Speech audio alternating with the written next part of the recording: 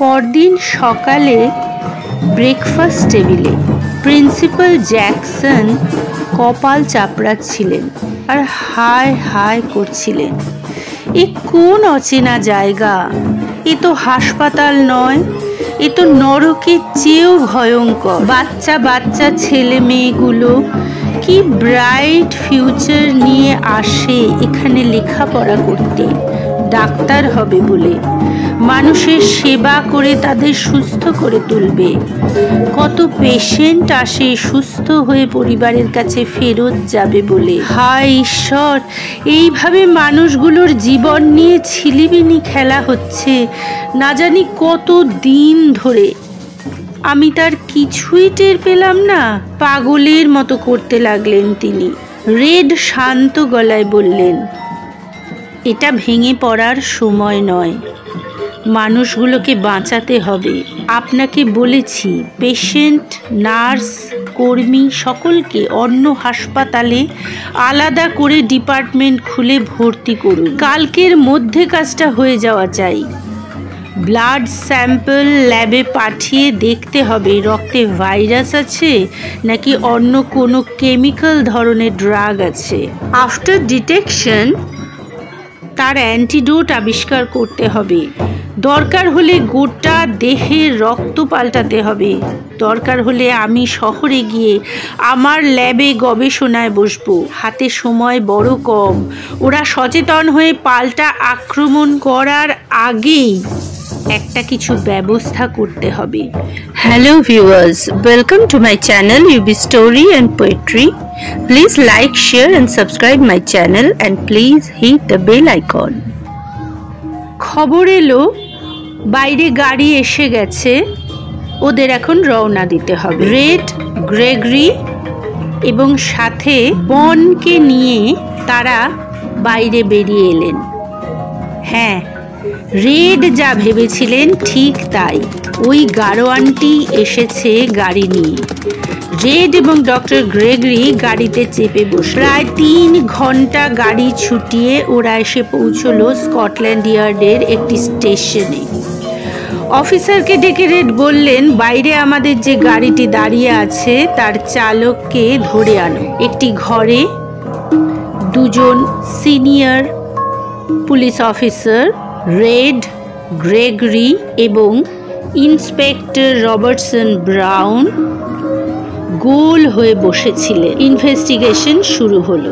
গাড়ির চালকটিকে নিয়ে আসার পর দেখা গেল চালকটির একটি চোখ পাথরের, একটি কিডনি নেই, একটি পা কাঠের এবং অপর পায়ের গোড়ালির উপরের অংশে 2টি বিন্দুবৎ ক্ষত, যেখানে রক্ত জমাট বেঁধে আছে। শুরু হলো তাকে জিজ্ঞাসাবাদ। রেড টেবিলের ওপর একটি ফ্লাস্কে গরম কফি রাখলেন। 4-5 জন হাবিলদার ঘোড়ার গাড়ির চালককে নিয়ে যে ঘরে এসে ঢুকেছিল তারাও ঘরে আছে ইতস্তত এদিক ওদিক দাঁড়িয়ে। রেড সারা ঘর পায়চারি করছিলেন শিকারী বাঘের মতো। চালকের দিকে তাকিয়ে প্রশ্ন করলেন, তোমার নাম কি? আমতা আমতা করে লোকটি জবাব দিল, আগে পিটার স্যার। তুমি বিবাহিত? আগে হ্যাঁ।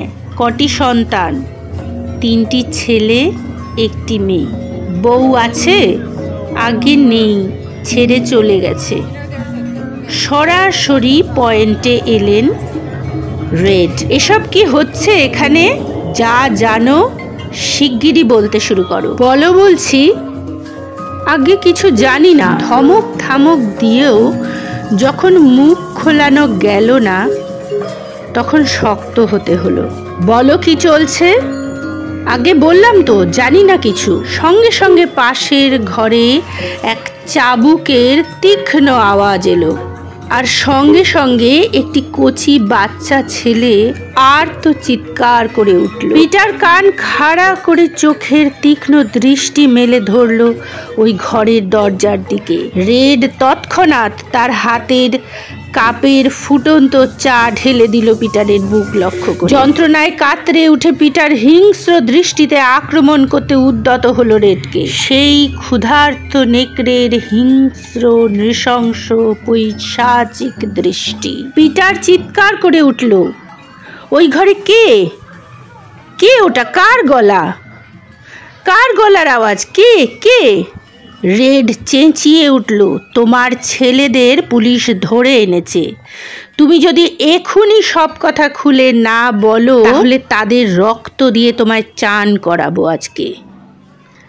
না না বাবু না, আমি সব বলছি। ওদের মারবেন না, ওদের কোনো ক্ষতি করবেন না। পিটার বলতে শুরু করলো, এখানে গাড়ি চালাতাম, মাল বহন করতাম, শহর থেকে পেশেন্ট আনতাম, হাসপাতালের মাল বন্দরে নিয়ে যেতাম, আবার বন্দর থেকে মাল বোঝাই করে হাসপাতালে নিয়ে আসতাম। গরিব মানুষের পরিবার এইসব করেই চলে যেত। এমন সময় হাসপাতালের ডাক্তারবাবুরা ডেকে পাঠালেন। বললেন, অনেক ভালো ভালো খাবার দেব, দামি মদ দেব, অনেক অনেক টাকা দেব, বড়লোক হয়ে যাবি। বদলে শুধু আমাদের কাজ করতে হবে, আমাদের কথা শুনতে হবে। এটা ছোট জায়গা, লোকজনও খুবই কম। ওই হাসপাতালটার জন্যই এখানে লোকজন করে খায়। কে না চায় বাবু দুটো পয়সা করতে, দুটো ভালো খেতে, বলেন বাবু? কিছুদিন পরে দেখলাম আমায় ডাক দিয়ে বলল, তোকে হাসপাতালে ভর্তি হতে হবে। কতদিন ভর্তি ছিলাম, কতদিন অজ্ঞান ছিলাম জানি না বাবু। যখন জ্ঞান এলো দেখি পেটে খুব যন্ত্রণা। এইভাবে এক এক করে চোখ গেল, পা গেল, আরও কত কি। কিন্তু ওরা যে কি একটা ইঞ্জেকশন দেয় জানি না, তাতে গায়ে খুব শক্তি হয়, শরীরে রক্ত প্রচুর বেড়ে যায়, শরীরে একটা বিশেষ উত্তেজনা তৈরি হয়। প্রতি মাসে একবার করে হাসপাতালে ভর্তি হয়ে অনেক রক্ত দিতে হয়। পা থেকে বার করে নেওয়া হয় শরীরের রক্ত। কিছুক্ষণ সবাই চুপ।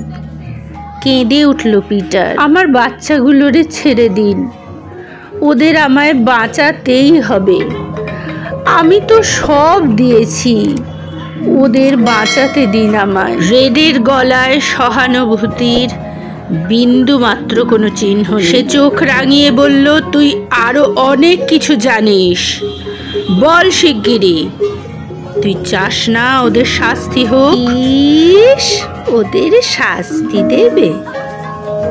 ওরা অনেক অনেক লোক আর খুব শক্তিশালী। আপনাদের কোনো ক্ষমতাই নেই ওদের শাস্তি দেবার। আমার মতো এরকম কুলি, মজুর, গাড়োয়ান আরো অনেক অনেক আছে যারা ডাউন ভ্যালি থেকে বন্দর পর্যন্ত কাজ করে। ওদের হয়ে সবার সাথে একই হয়েছে, আমরা সবাই খুব শক্তিশালী। রেড কিছুক্ষণ চোখ বুজে রইলেন, বললেন, এদের মাথাকে, মাথার নাম বল। বলবো না, জানি না আমি। মাথার নাম বল। বলবো না। মাথার নাম বল।